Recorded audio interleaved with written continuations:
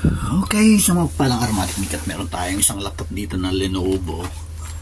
Ang problema mga teknika ay ito, yung kanyang charging port, yung kanyang charging connector ay makikita nyo mga tekniko, naiwan yung pinaka-connector sa loob. Maka parte ng connector yung sa kanyang power supply, yung adapter niya. Ayan, parang may metallic part.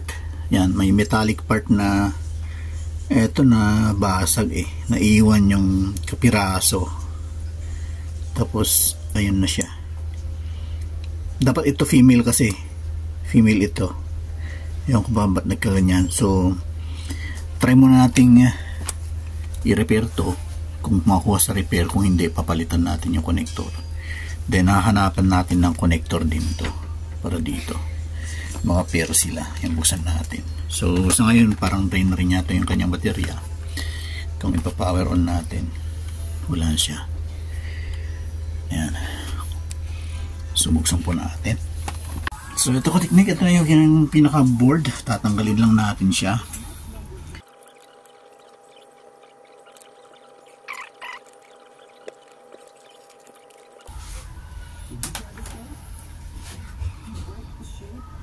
So ito siya mga teknik.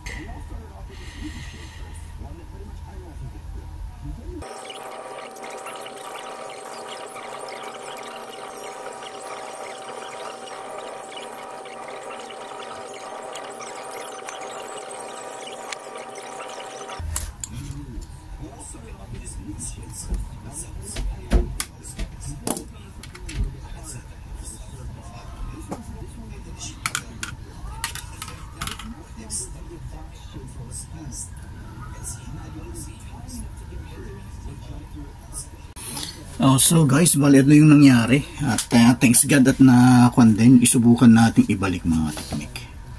Do ito kasi kuan ko na siya kinater ko na, pero pwede naman natin siyang ibalik.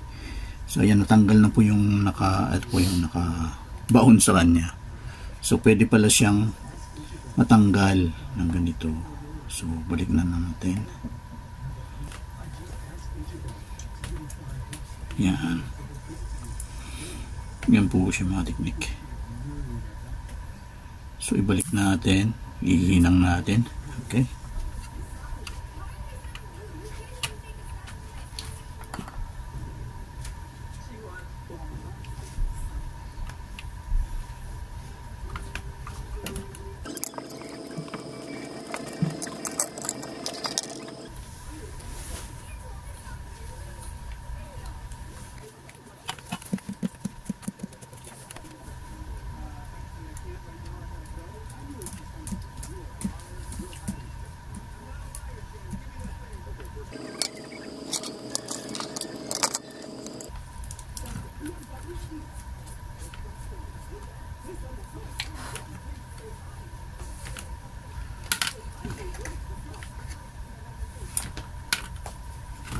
Okay, testing natin kung may shorted. Yan. 10 plus, 10 minus. Okay, wala. Okay, dito tayo.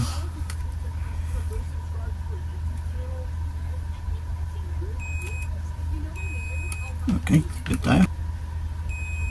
Okay, good. Balik natin.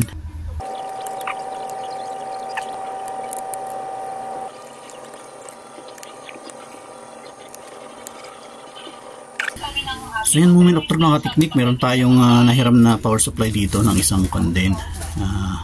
Tawag nito, Lenovo. So check na natin. Ayun mga teknik, kitang kita mga teknik, nag-charge siya. So thanks God. Thanks God sa bagay na yan. At yan, isarado ko na. At tingnan natin.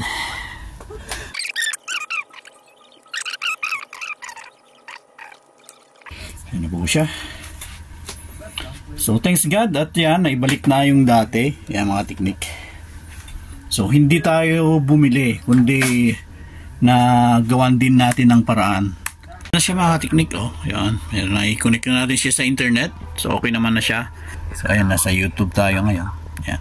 So, yan, hanggang dito lang tayo mga technique. Thanks God. At yun, diskartehan natin ng connector para hindi tayo mapagasto.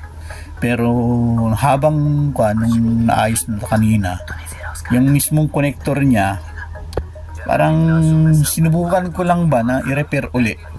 Natanggal naman yung nakasiksik, kaya binalik ko rin, kaya yung technique. Eto, buti na lang meron din isa akong laptop na nire-repair pa rito na Lenovo rin sa isang kapatiran. So hiniram ko lang yung power supply niya. Kasi yung power supply nito, sira na yun. Option na nila kung bibilhan pa or mag-share na lang sila dun sa isang power supply nila. Total, dalawa yung kanilang dalawa yung kanilang laptop na Lenovo. Pwede na sila mag-share sa isang power supply. So yun, hanggang dito lang tayo mga technique. Yeah, more power and this.